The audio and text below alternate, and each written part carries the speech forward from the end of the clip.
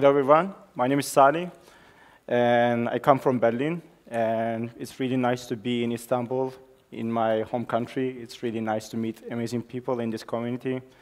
Today, I'm going to explain you how you can add Flutter to your existing applications. But before I do that, let me explain who I am and why I think that I can actually teach you this. So I've been developing Flutter applications since the alpha stages, like latest alpha stages, and I'm a Flutter and Dart GDE. I have used Flutter in existing apps and also in production applications. And I've been working at OneFootball as Android engineer. Before that, I was in an agency, and also like in both platforms, I had a chance to play around with Flutter and experience some different stuff to share with the community. By saying community, of course, I do some stuff to share my knowledge, not just here, also in Berlin. I am a co-organizer of the Flutter Berlin meetup, and I'm also the Flutter Turkey creator. Like Flutter Turkey is the community that we have gathered together with some volunteers, that we translate some documentation to Turkish, and also we do events in different cities, like not just Istanbul, Ankara. We are going to like different places like Bursa, Şanlıurfa, Antalya, and so on. So I will start with the classic question: what is Flutter? Has everyone heard about Flutter so far? Like, who hasn't heard about it? Can you raise your hand? Okay, it's like really few. Like, if we started, it's basically the Google's application development SDK. So it just helps you to write the code once, and you can deploy it to the multiple places. Not just mobile, you can also deploy it to web and desktop as well. It uses the language Dart, which is a reactive language that you can use to implement beautiful applications with Flutter. And it is a modern language, so you can actually see the resemblance with different languages like Kotlin, Java, and so on. I know Flutter is beautiful, and it's really hype, but I'm not going to give you the introduction to the Flutter, because we all know that when you see something new, you all want to try it, but not all of us has this chance. What we need is, we need to learn how we can use the new technology to be able to implement into this code base that we already have. So for this purpose, Flutter team created something called add-to-app functionality. What is add-to-app functionality? So what it does is it provides you a model template, so you can add it to your either Android or iOS application, and it gives you some sort of setups that we are going to be learning in the following slides. And you can actually use the behavior within your application and port yourself to the Flutter part. So basically, it is helping you to put Flutter, put the use case that you want to have into your existing application. And what you can do with it is limitless. You can either have part of your app as Flutter, or if you want, you can rewrite your application partially module by module by following this set of steps. So let's continue. This is an open source project. It's one of the projects that Flutter team is working on. Everything is open, every task is there. So you can see your risks, you can see what you want to do, and what are ready, what are not ready, what are the risks, and so on. So when you do your risk calculation as a developer, when you do this, you can actually see it. There are obviously some things that you need to consider that we are going to be also talking about later on. So first, let's talk about how you can add it to the Android applications. Like, how many of you are Android applications here? Can you raise your hand? And you are not Android applications, but Android developers, obviously. But maybe you are. Anyway, so I'm going to be starting with this because me, as a background, I'm an Android developer as well. I've been doing it for like 5 years now. And I want to show you that one first so you can grasp it easier. So when you have Flutter applications, you have one command to create a project, which is Flutter create. And you can pick the language by using I for iOS and A for Android, and you can just write the name of the language, and you can just create your project. What we are doing here as a different thing is adding the module keyword here. Module keyword here will help you to create a module, Android module actually, to put inside your Android application. So you can define it as an Android module, and you can use it within your application directly. So when you see, if you see this one, what it does is it creates a module and uses Swift for iOS and Kotlin for Android, and you're just defining your package name. I defined as com.onefootball because I'm going to be using it to add it to our ongoing project in OneFootball. And I just named the module as information page because in my scenario, I decided to use it to give a user an information page, a feedback page that they can use and send information back to us. So after we created this, after we run this command in our command line, what we need to do is we need to prepare our application to handle the files that we have within our module. So what we are doing here is, first of all, we have a special Groovy file inside our module that is going to be handling the to identify the necessary files within our Flutter module. So every module that you're going to be creating will have something called include flutter.groovy. And this file will be handling the identifying part for your module. So for this one, in your application Gradle file, you need to add first, like if you have it, it's good. If you don't have it, set binding, new binding, Gradle this. Then you need to evaluate the file with the directory that you have. And if it's in your project or if it's somewhere else, it's totally up to you. You just need to provide the file's location. But for the sake of simplicity, I would suggest to use it within your Android application, so it would be easier to control and it would be easier to handle the changes. So after you add this and run the Gradle, it would tell you that, OK, now you are ready. You can use this as a library, as a Gradle module within your application. So what you can do here is you can just say, OK, implementation, project, and inside your project, you need to say :Flutter. And this would say that, OK, inside your module, you have a Flutter module that you can use. And when you define this, and after you run the Gradle build before, your project will be ready to identify what Flutter is in this case. And after that, if you run it, run your Gradle file one more time, your project will be ready to handle the Flutter module changes, or you can use the Flutter module-related classes or other specifications. But let's put it this way. A Flutter application is actually an application wrapped around an Android application. So as a wrapper, as a frame, you have a Flutter application. And Flutter's main entry point here is activity for us. So if you want to use this activity, if you want to call this activity and call the main entry point, so this is the OneFootball application. And I just navigate myself within the app, and I said, OK, add privacy settings. And you will see the screen. Now I will explain why we needed to wait. As you see, it starts, we click, but it takes some time to bring up the view. So in Flutter, we have something called Flutter Engine.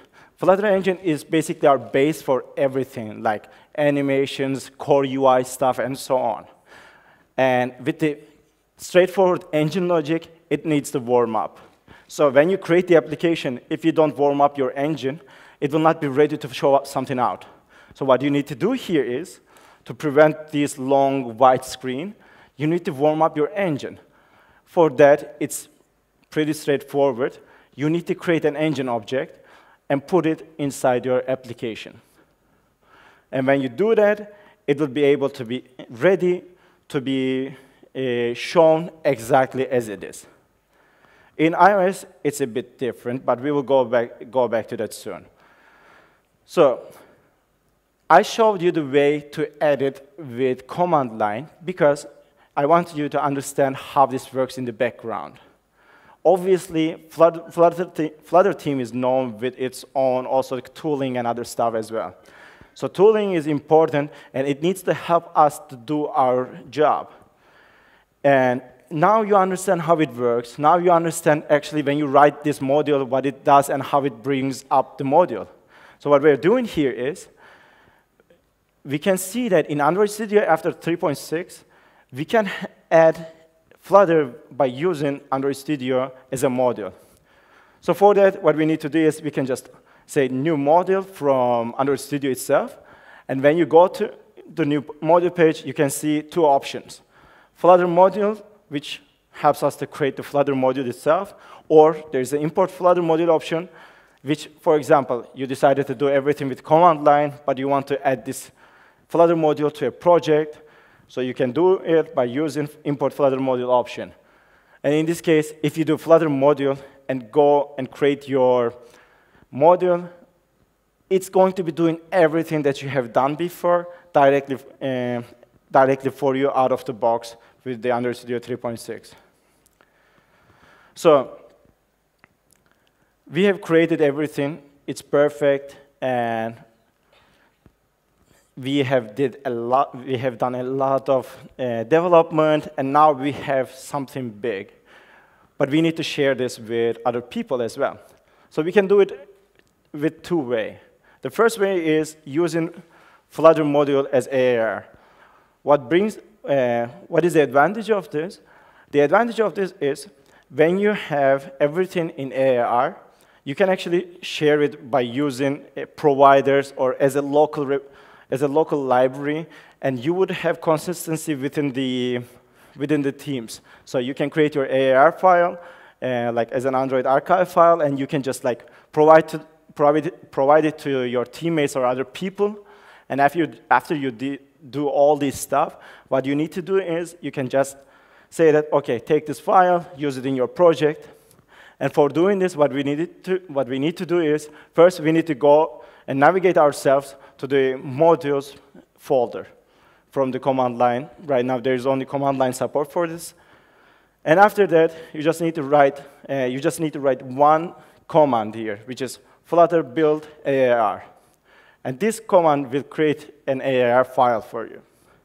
But after you create the AAR file, what should you do, right? For using it locally, what you can do is you can say that, OK, this is a local repository for me. And when you do this, by the way, when you do it as Flutter build AAR, it will directly create it as in the release mode. So if you want to do and create it as debug mode, what you need to do is Flutter build AAR --debug. Nothing different, only besides the last part. But we created as release mode. So what it does is first, it created us an AAR file. What we need to do is first, we need to show our local, somehow, Maven repository to our project. And secondly, we need to say, OK, we have this file, this AAR file, and I want to use this. For this one, you need to have your organization or package name in the beginning. And after that, the name of the module.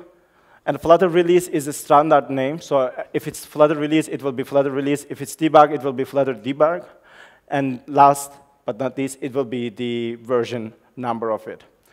And when you add this stuff to your application's Gradle file, it will be ready to use. So I gathered like more or less like frequently asked questions about add to app for Android.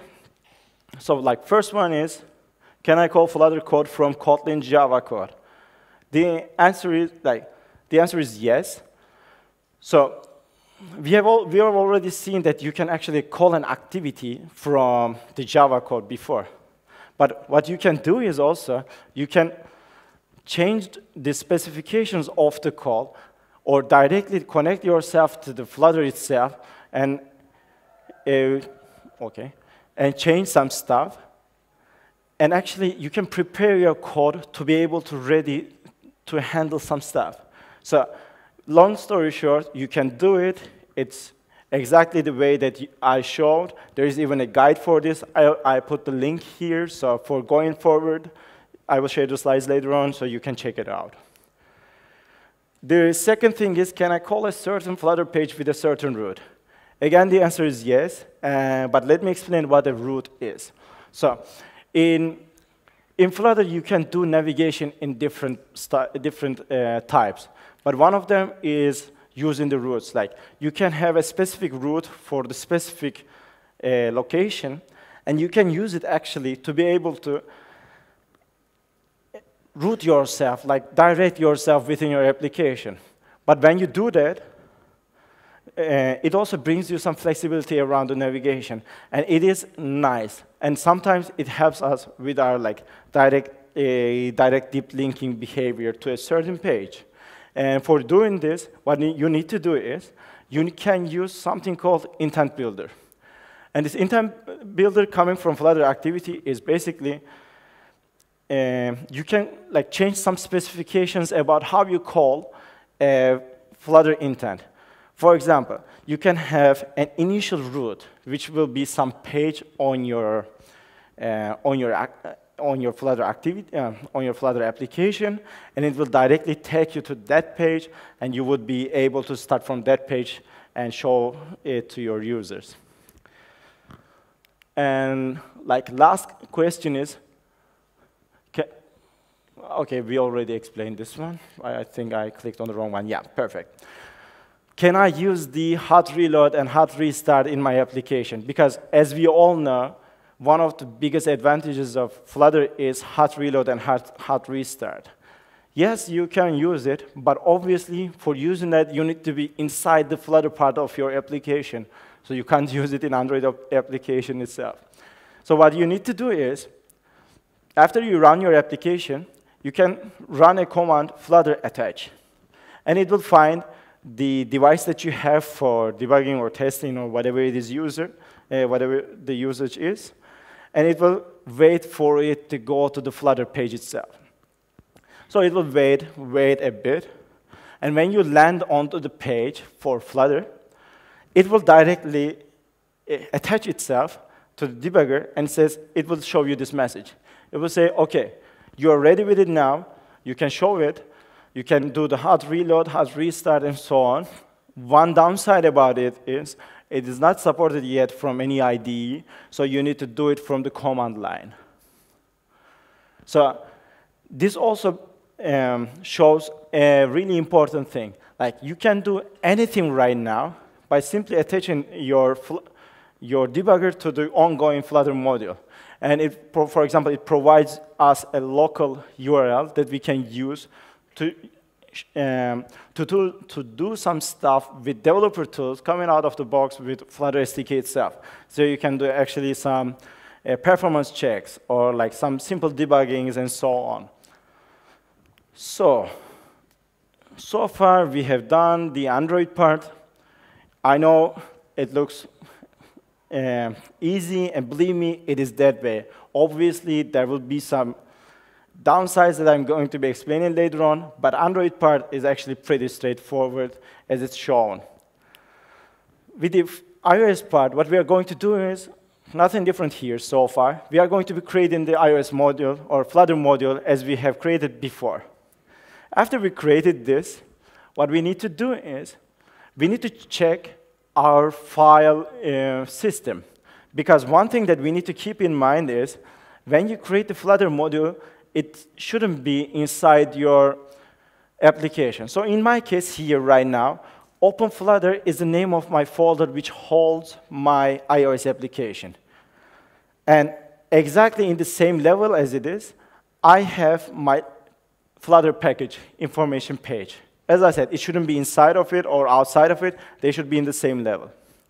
So after we are sure that our module is exactly in the same level as my project, let's move on. So we need to add Flutter to our ongoing iOS project by using pod file. So CocoaPods is the file system detecting system. File system manager from iOS. How many are you are iOS developers? Okay, 0 or 1. Hi. And too. OK. Hi to you as well. So like, this helps us to provide some libraries within our application. So what we are doing here is we will treat our Flutter module as our Flutter library, as we did in Android as well. So for pod file, what we are doing is first, we are providing, so inside our pod file, we are providing a path to our module. So in my case, it was like users/Muhammed Salih Guler -desktop information page.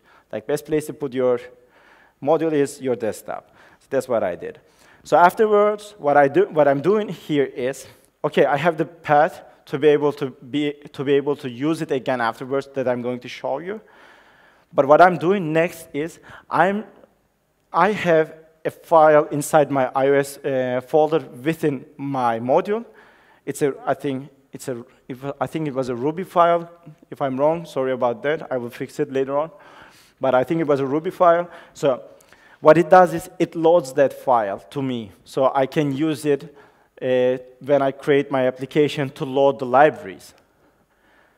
Afterwards, when you run it, it will be able to actually load everything, like load your module. It will also bring up the Flutter module out of the box for you by downloading it. It will also bring up, for example, you can have multiple packages within your Flutter project, and maybe you would like to use some of them only, and you can actually provide this information by the Flutter plugin registry system, and it will bring up to you as well. So you will be directly using it by naming the name of the Flutter package itself. So when you run this code, when you run this pod file, it will do everything for you. So let's continue. We have the library now, but we need to connect it to our application. So I don't have a lot of iOS experience, so what I did is I took my example and take it to one of my iOS engineers in OneFootball, and I told him to explain it to me. So if something is wrong, let's blame him, not me. So first of all, what we are doing as a change is we are extending Flutter app delegate instead of the regular app delegate in our app delegate class. So this will bring us some helper methods and helper systems so we can actually prepare our application to be able to ready when it's time to call Flutter part. So as you remember, I told that we had something called Flutter Engine.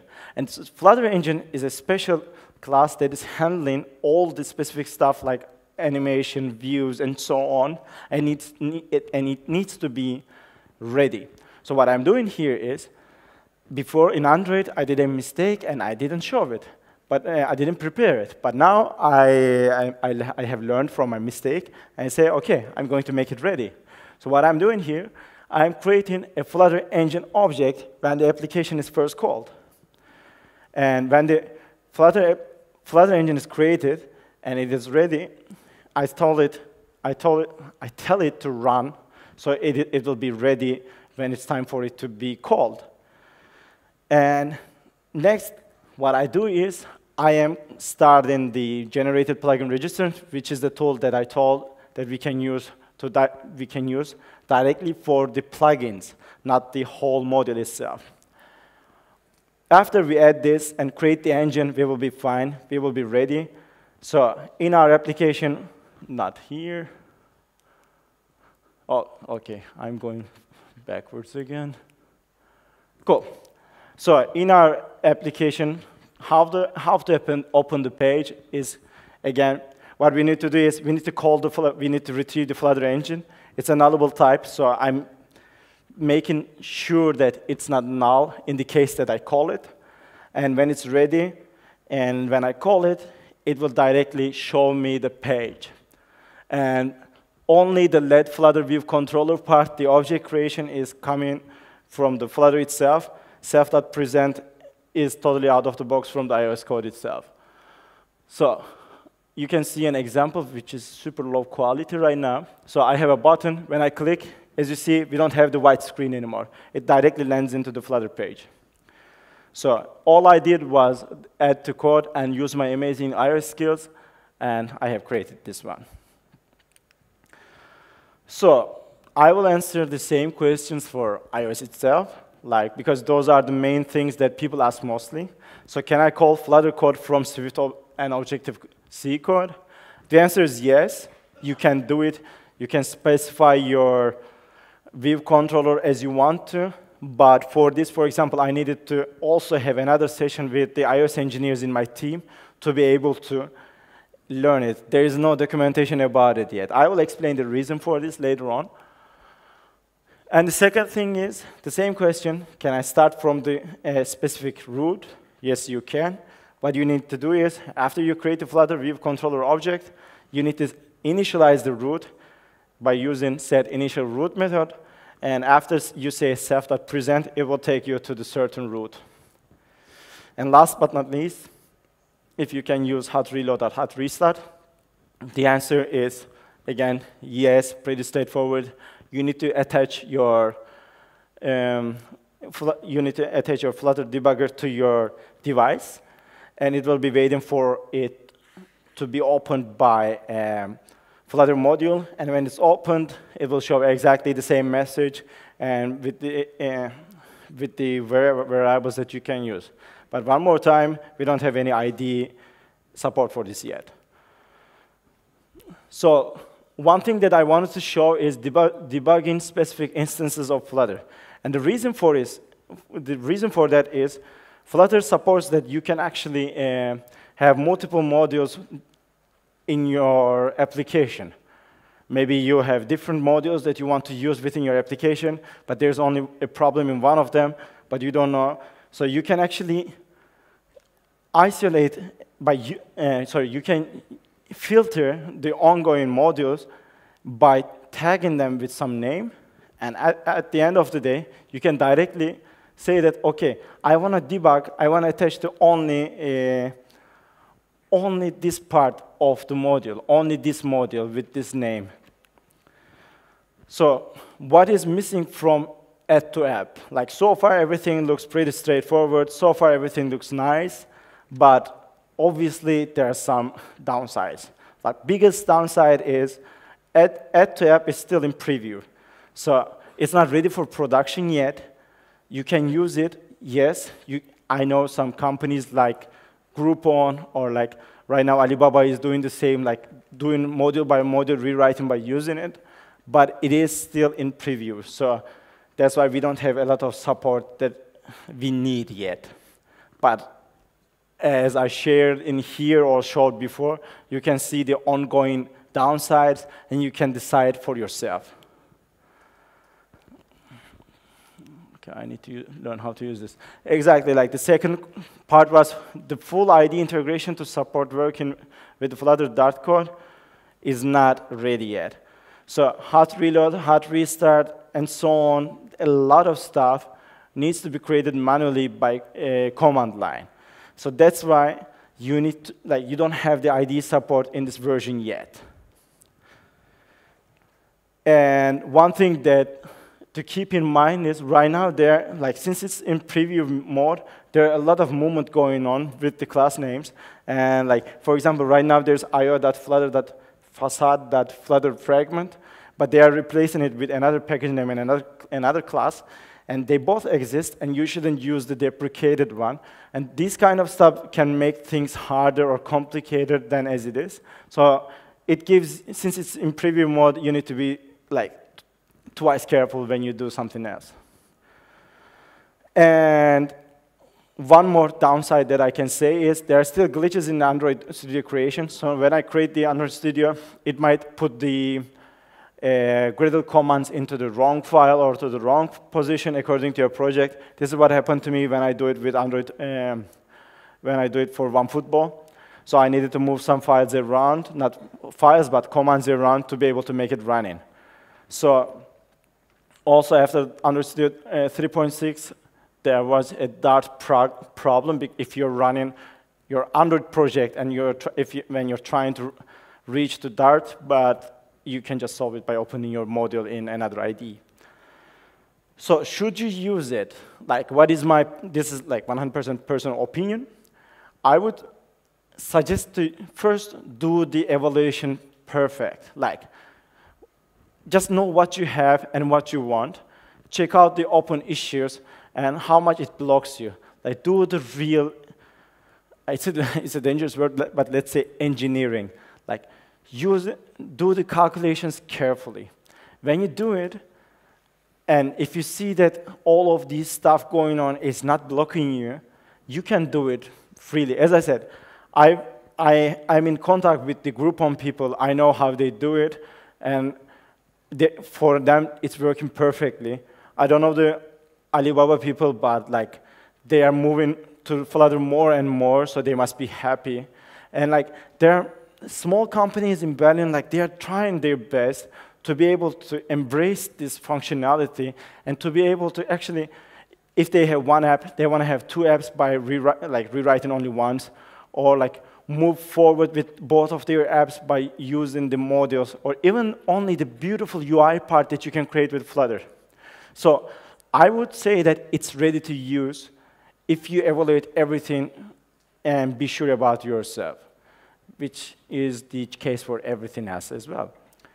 So as a recap, what we have learned so far, we have learned how you can add Flutter to your Android applications, how you can add it to your iOS applications, and pros and cons on using app to each platform. OK, these are extra. So thank you very much for listening to me. Am I getting questions? OK. Yeah, we have time, so thank you very much.